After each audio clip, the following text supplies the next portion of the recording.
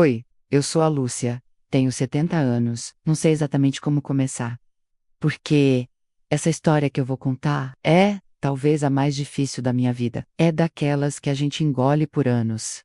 Sabe? Engole, engole, até que uma hora não dá mais. Antes de continuar, quero pedir para você curtir o vídeo, se inscreve no canal e comentar de onde você está assistindo. Gosto muito de saber. Sempre fui uma mulher de guardar as coisas no peito. Fui criada assim.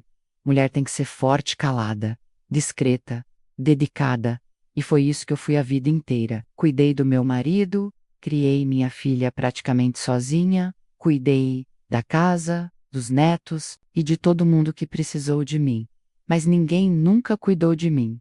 Hoje, depois de tantos anos, eu olho para trás e me pergunto: quantas vezes eu fui ignorada? Quantas vezes aceitei coisas por medo de perder, por medo de estar sozinha? Essa história que vou contar agora começou no meu aniversário de 70 anos, um dia que deveria ser de alegria, de carinho, de abraço, de filho e bolo com vela, mas que acabou virando a noite mais escura da minha vida. Eu nunca fui de grandes festas. Sempre gostei das coisas simples. Um café com bolo, uma boa conversa e a presença de quem a gente ama. E foi isso que pedi. Uma comemoração pequena só com a família.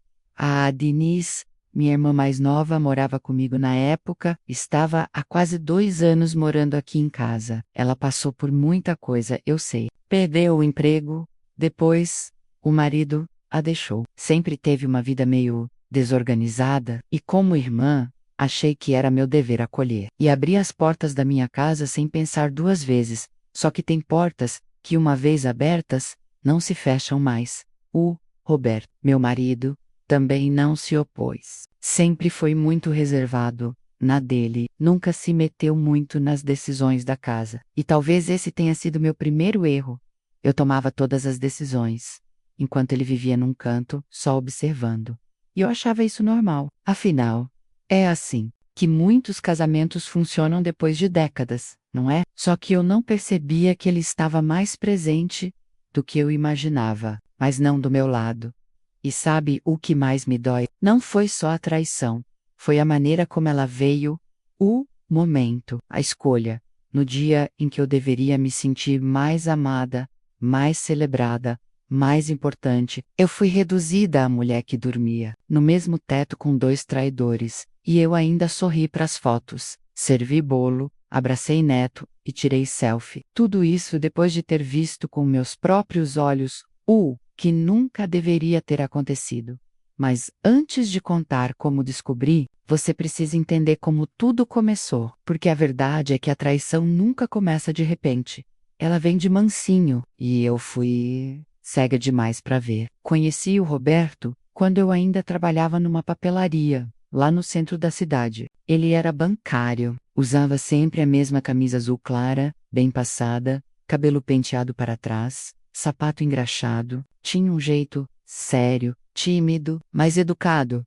A gente se viu por acaso. Ele deixou cair uma caneta na calçada e eu, por instinto, peguei para devolver. Olhou nos meus olhos, agradeceu e no dia seguinte voltou com uma rosa. Daí em diante, ele começou a passar lá sempre. Um dia deixava um bombom, outro dia um bilhetinho. Até que um dia me convidou para tomar um café. Eu, boba, disse que não podia menos, mas ele insistiu, e eu aceitei. Era outro tempo. A gente namorava devagar, com respeito. Cartinha escrita à mão, encontro no portão. Me casei com ele com 22 anos, achando que ia viver um conto de fadas maduro, e, por muitos anos, eu realmente achei que estava vivendo.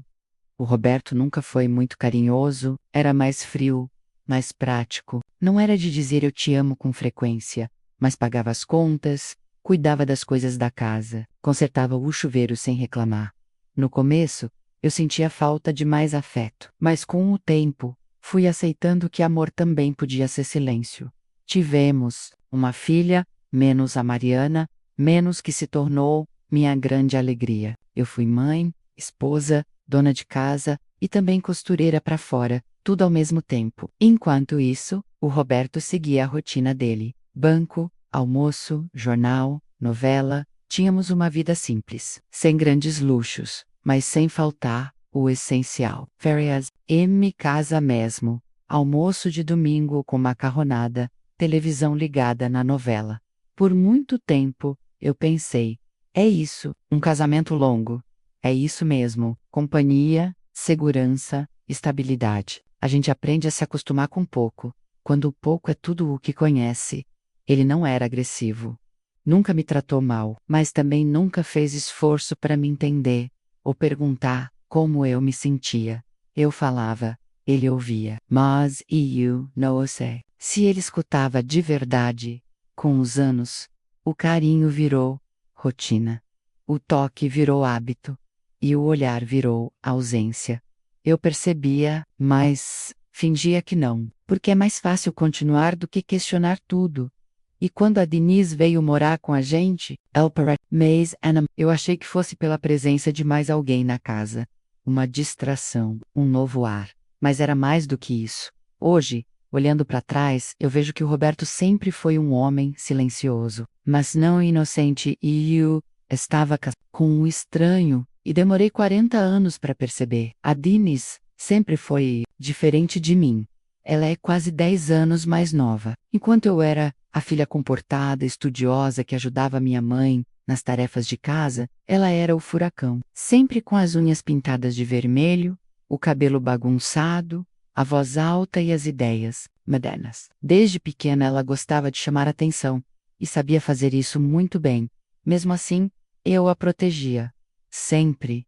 Era como se, por ser mais velha, eu tivesse assumido o papel de mãe para ela. Quando nossa mãe morreu, quem cuidou de tudo fui eu. Quem pegou os papéis do enterro, quem pagou as dívidas que ficaram, quem embalou os pertences. Ela apareceu no velório com um vestido curto demais, chorou muito, mas no dia seguinte, já estava de volta à sua vida.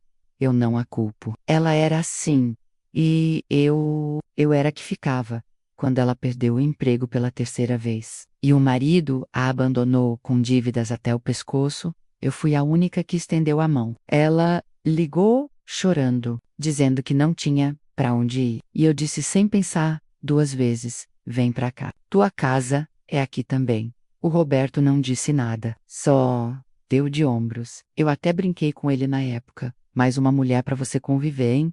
Ele riu. Mas aquele riso agora me arrepia. No começo, foi bom. A casa ficou mais movimento. A Denise ajudava com um almoço, me acompanhava nas idas à feira, fazia brincadeiras com os netos. A Mariana, minha filha, ficava feliz de ver a tia mais próxima. E eu, bem, eu me sentia útil, me sentia necessária. Ela tinha esse poder de nos envolver com o jeito dela, com aquele riso solto, aquele cheiro forte de perfume.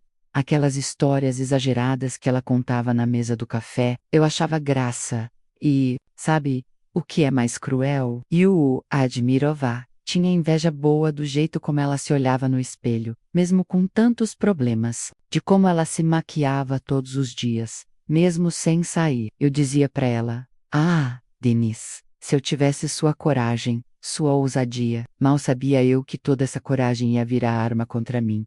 Aos poucos, ela começou a passar mais tempo na sala, com o Roberto. Eu achava normal, era só minha irmã e meu marido. Que mal poderia haver? Às vezes, eu acordava para ir ao banheiro e ouvia os dois rindo baixinho. Eu pensava, que bom, pelo menos alguém tá fazendo ele rir e nunca imaginei que, por trás dessas risadas, existia um segredo. E esse segredo ia me destruir. Hoje eu penso, os sinais estavam todos lá, como luzes piscando num quarto escuro. Mas quando a gente ama e confia, a gente apaga essas luzes sozinha, só para não ver. Tudo começou com pequenas coisas. A Denise começou a se arrumar mais. No começo achei que era para se sentir melhor. Menos afinal, ela vinha de um divórcio difícil. Estava sem rumo. Passava batom até para ir à padaria. Usava aqueles vestidos colados que mal cabiam na máquina de lavar. Eu até brincava. Vai paquerar. O padeiro, Denise, e ela ria. Deus me livre. Só quero me sentir bonita. Só que, comecei a notar que ela se arrumava mais nos dias em que o Roberto não ia trabalhar. Às vezes eu saía para ir na feira, ou no posto de saúde, e quando voltava, ela estava sentada no sofá com ele, assistindo TV. Um dia, voltei mais cedo e vi os dois rindo tanto, tão próximos, que por um segundo meu estômago embrulhou. Mas aí ele olhou para mim e disse: "Tua irmã é uma comediante." E ela completou: "A gente estava falando de você, Lúcia, coisas boas." Eu ri, porque era mais fácil rir do que desconfiar. Depois vieram os toques, aqueles abraços demorados, os tapinhas no ombro, as mãos que se encostavam na mesa de jantar. Comecei a reparar que ela sentava sempre do lado dele, mesmo quando tinha espaço do outro lado. Uma vez, esqueci meu celular na sala e quando voltei, vi ela rindo olhando alguma coisa no celular dele. "O que vocês estão vendo aí?" perguntei. Ela respondeu rápido demais: "Nada demais, só um vídeo bobo." Nada demais, essa frase virou constante. Toda vez que eu perguntava algo, a resposta era sempre essa. Teve também aquele dia em que entrei na cozinha e parei na porta sem fazer barulho. Vi ela falando baixo com ele, encostada na pia. Quando perceberam minha presença, ela se virou rápido e disse: "Tava contando uma fofoca do trabalho antigo." Mentira, ela nunca falava do trabalho, mas eu deixei passar, porque no fundo eu não queria enxergar, porque admitir que algo estava errado significava abrir um buraco que talvez eu não tivesse força para encarar. A gente se sabota para manter o pouco que acredita ter. E eu me sabotei por meses, cada risadinha abafada, cada olhar trocado, cada silêncio entre eles. Tudo isso foi uma avalanche que eu fingia ser brisa. Eu queria tanto estar errada, queria tanto que fosse só ciúmes da minha cabeça. Mas o tempo tem um jeito cruel de nos obrigar a enxergar. Meu aniversário de 70 anos chegou. Era para ser um dia bonito. Eu mesma organizei tudo com cuidado, encomendei o bolo com recheio de coco, que eu adoro, mandei mensagem para os meus irmãos, comprei flores simples para enfeitar a sala. Fiz questão de deixar a casa limpa, cheirosa, aconchegante. Não era uma festa grande. Eu não queria exageros, queria amor, presença, família. Acordei cedo naquele dia, fiz café, coloquei uma música baixinha no rádio, daquelas antigas, que me fazem lembrar dos tempos em que eu e o Roberto ainda dançávamos na sala. A Denise desceu sorrindo, me deu um beijo na testa e disse: "Hoje é seu dia, irmã, vai ser lindo." Ela estava linda, cabelo arrumado, maquiagem impecável, perfume doce, usava um vestido azul escuro justo, que eu nunca tinha visto antes. Nem parecia que era meu aniversário. Parecia que era ela quem ia ser homenageada. O Roberto apareceu pouco depois. Trazia uma sacola na mão. Disse que precisava sair para buscar um presente. Eu achei estranho. Ele nunca foi de dar presentes elaborados. Sempre me dava coisas práticas.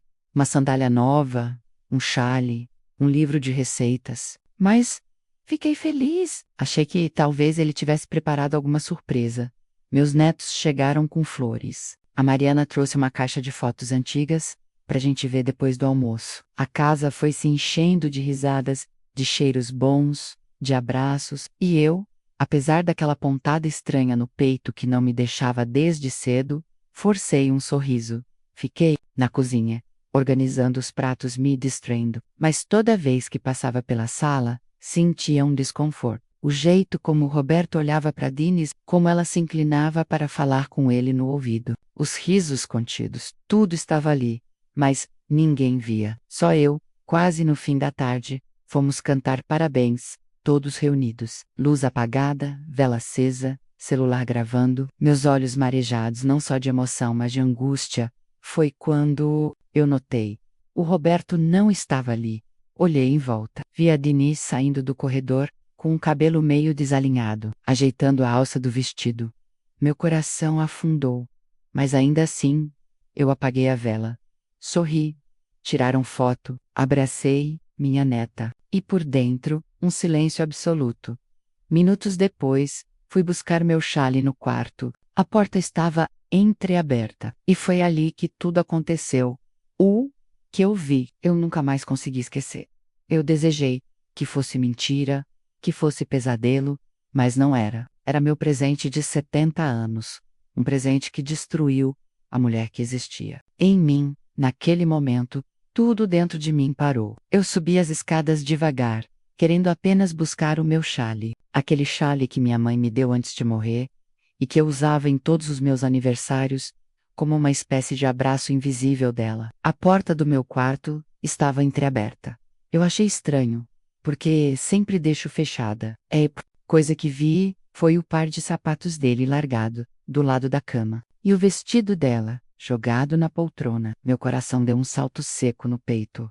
Entrei em silêncio. Quis acreditar que eles estavam apenas trocando de roupa. Talvez ela tivesse pedido ajuda com alguma coisa. Quis acreditar em qualquer coisa, menos no que eu via. Mas aí, eu vi. Meus olhos congelaram no reflexo do espelho do guarda-roupa. O corpo dele deitado, o dela, de costas, coberta apenas por um lençol, rindo. Ele a chamava de meu amor. Ela dizia que aquela era a melhor tarde da vida dela. E eu ali, em pé, invisível. Não sei quanto tempo fiquei parada.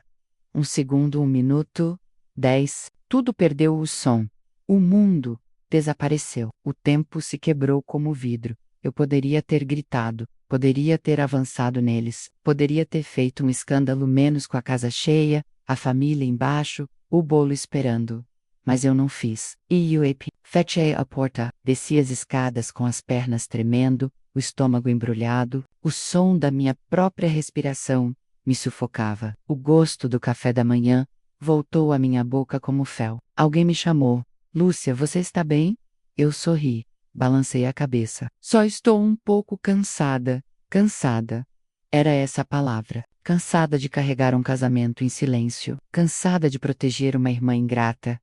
Cansada de me anular por anos. Depois da festa, eles desceram juntos. Fingiram. Ela me deu um abraço demorado. Disse que me amava. Ele me entregou um colar barato. Disse que eu era a base da família.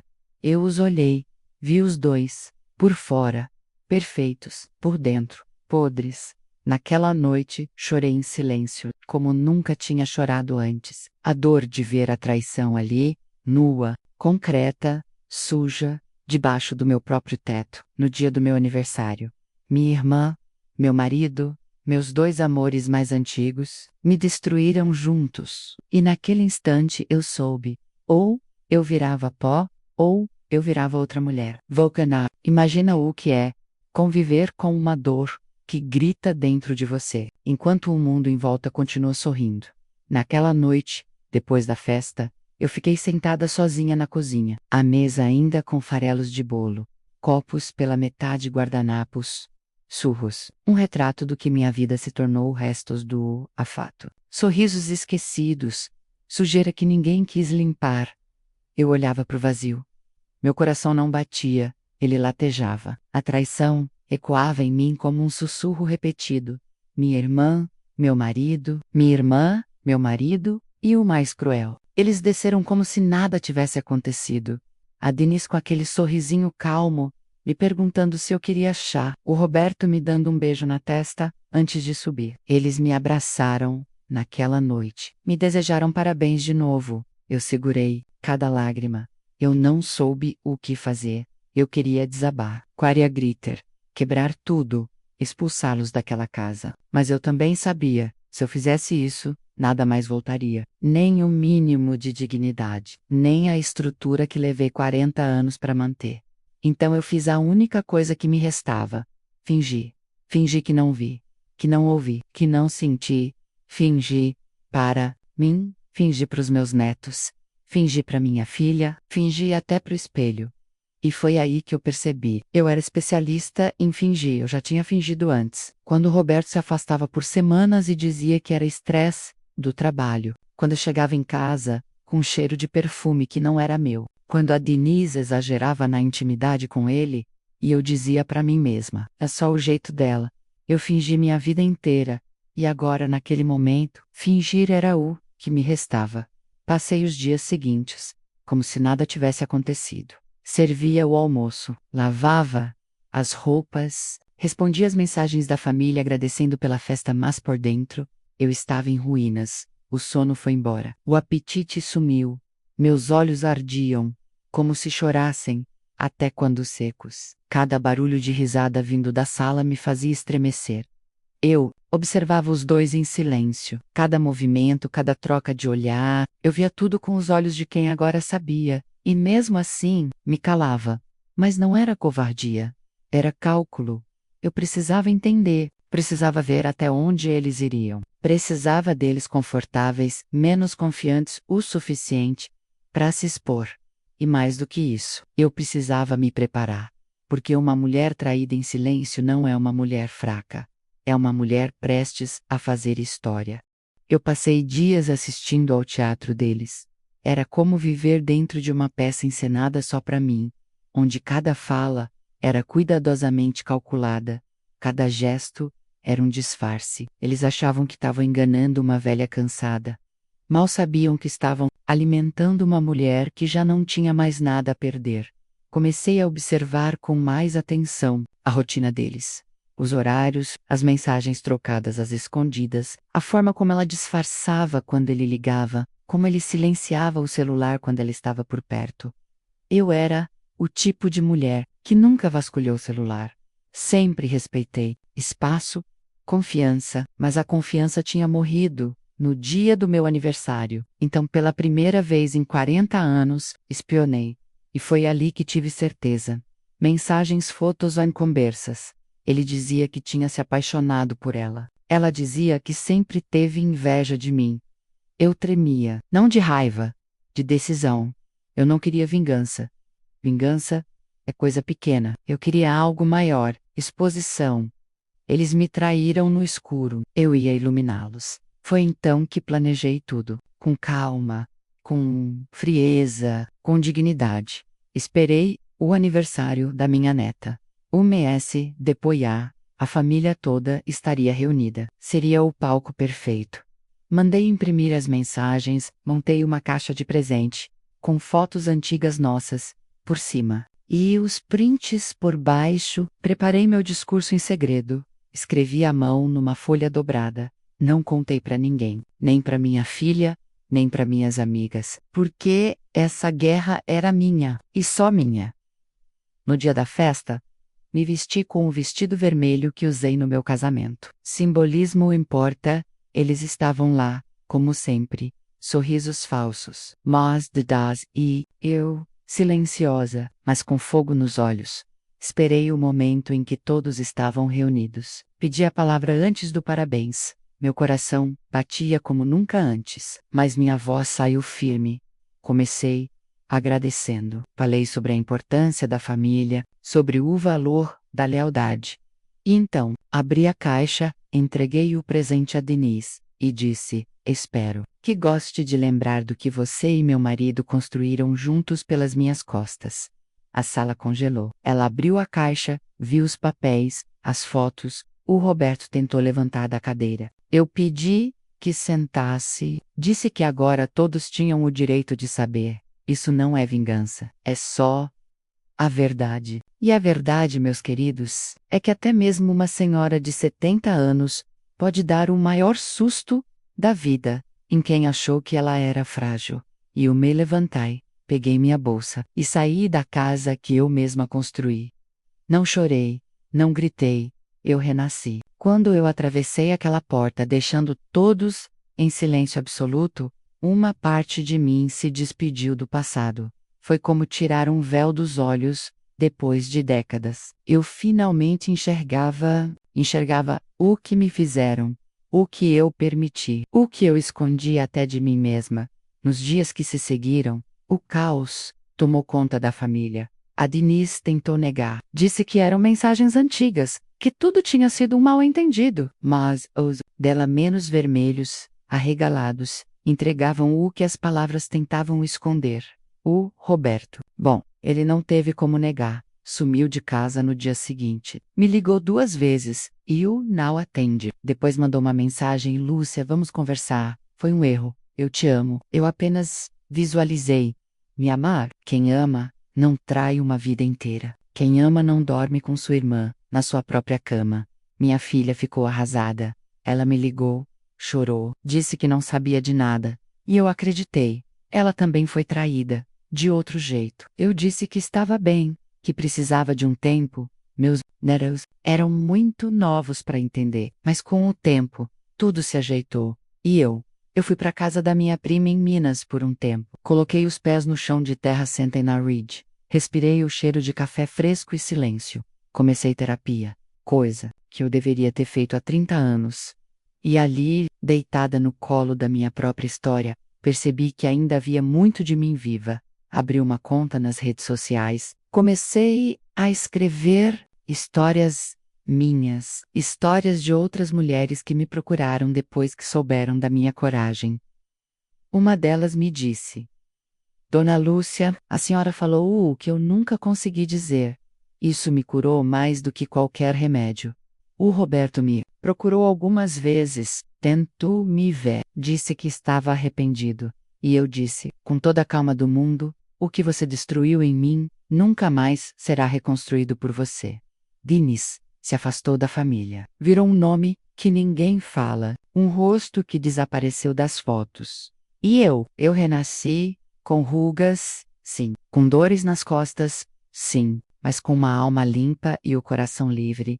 Hoje, quando me olho no espelho, não vejo uma mulher traída. Vejo uma mulher que teve coragem de romper o silêncio, porque, no fim, não é sobre ser perfeita, é sobre ter coragem de se escolher. Mesmo depois de 70 anos, se tem uma coisa que a vida me ensinou, e olha que foram 70 anos de aprendizado, é que o silêncio pode ser tão cruel quanto a traição. Eu me calei por amor, me calei por medo, me calei por costume. E por causa desse silêncio eu permiti que outras pessoas desenhassem a minha história. Quando rompi com isso, não foi por vingança.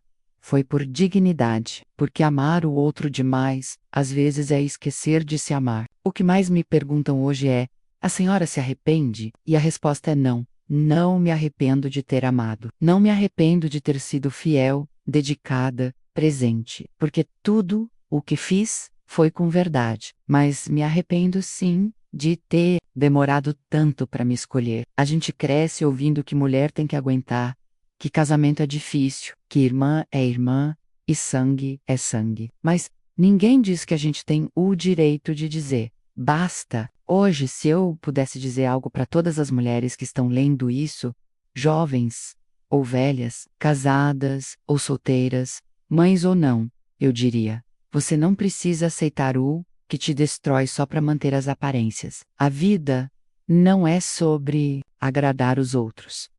É sobre respeitar a si mesma. Se algo dentro de você dói, grita, sufoca, não ignore, porque às vezes a gente passa uma vida inteira tentando ser boa para todo mundo e se esquece de ser boa para si. Hoje eu moro sozinha, com minhas plantas, meus livros e minha paz. Não tenho um grande amor ao meu lado, mas tenho algo maior, minha liberdade. Aprendi a cozinhar só para mim, a dormir abraçada comigo mesma, a rir dos meus próprios pensamentos. E isso é liberdade. Então, se você estiver lendo isso agora, no silêncio do seu quarto, com lágrimas nos olhos, achando que está sozinha, que está velha demais para recomeçar, ou que não tem forças para sair de onde está, saiba que você pode. Eu fiz isso aos 70, e se eu pude, você também pode, porque a mulher que escolhe a si mesma nunca está sozinha. Ela está acompanhada pela versão mais verdadeira e forte que existe. A mulher que se libertou. Asterisk, asterisk, you know. Imaginei que aos 70 anos de idade, depois de uma vida inteira dedicada à minha família, eu precisaria reaprender a viver. Mas é assim que a vida funciona, né? Às vezes, ela dá um tapa tão forte que a gente acorda de décadas de silêncio. Eu fui criada numa época em que mulher tinha que aguentar calada, que casamento era para sempre, mesmo que o amor acabasse, mesmo que o respeito morresse. Casei cedo, amei com tudo que tinha, cuidei de casa, de filhos, da rotina, fui esposa, mãe, irmã, amiga, sempre ali, firme, mesmo quando doía. Minha irmã, Dennis, sempre esteve presente. Crescemos grudadas. Eu confiava nela de olhos fechados. Era minha confidente, minha parceira, minha extensão. Já o Roberto. Bom, ele foi meu companheiro de vida. Erros sim, momentos bons também. A gente construiu uma história, ou pelo menos eu achei que tínhamos construído juntos. E então veio o dia, meu aniversário de 70 anos, uma data que eu imaginava cheia de alegria, com risos, abraços, lembranças, mas naquele dia o que recebi foi a maior traição da minha vida. Descobrir que meu marido e minha irmã tinham um caso foi como levar um soco que me tirou o ar.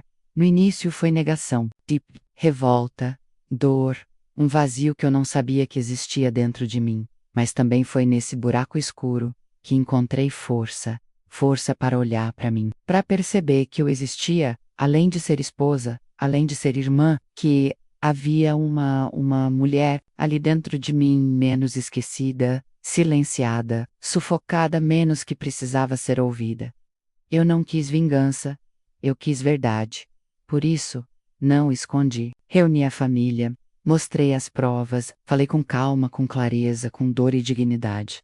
Saí da casa onde vivi, boa parte da minha vida sem olhar para trás. Chorei, sim, mas chorei para limpar, não para afundar. Com o tempo me reencontrei, fui morar um tempo fora, retomei minha autoestima, comecei terapia, aprendi a cozinhar só para mim, a rir sozinha, a gostar do meu silêncio. Descobri que eu sou suficiente, que não preciso da validação de ninguém para me sentir viva. Meu marido tentou voltar. Minha irmã desapareceu. E eu fiquei comigo mesma. Hoje olho para minha história e entendo. A dor foi um presente embrulhado em espinhos. Me machucou, sim, mas quando desfiz o pacote, descobri algo precioso: a liberdade. A liberdade de ser quem eu sou, sem medo, sem amarras, sem fingimentos. Eu contei minha história porque sei que tem muita mulher aí, do outro lado da tela, que vive em silêncio, que engole o choro, que aceita o que não merece. E eu quero dizer para você, não precisa ser assim. Não importa se você tem 20, 40 ou 70 anos. Nunca é tarde demais para se escolher. Nunca é tarde para dizer: isso me machuca, eu não quero mais. Nunca é tarde para se levantar da cadeira, olhar nos olhos de quem te feriu e dizer: você não me define mais. Eu sou dona da minha história. E se você tiver coragem, pode ser dona da sua também, porque quando a gente para de esperar que o outro nos salve e começa a se salvar sozinha, a gente se torna imparável. Obrigada por me ouvir, obrigada por me permitir transformar minha dor em força. E se essa história tocou seu coração, compartilha com alguém que precisa ouvir isso também. Pode ser que, como eu, ela esteja esperando há uma vida inteira para se libertar.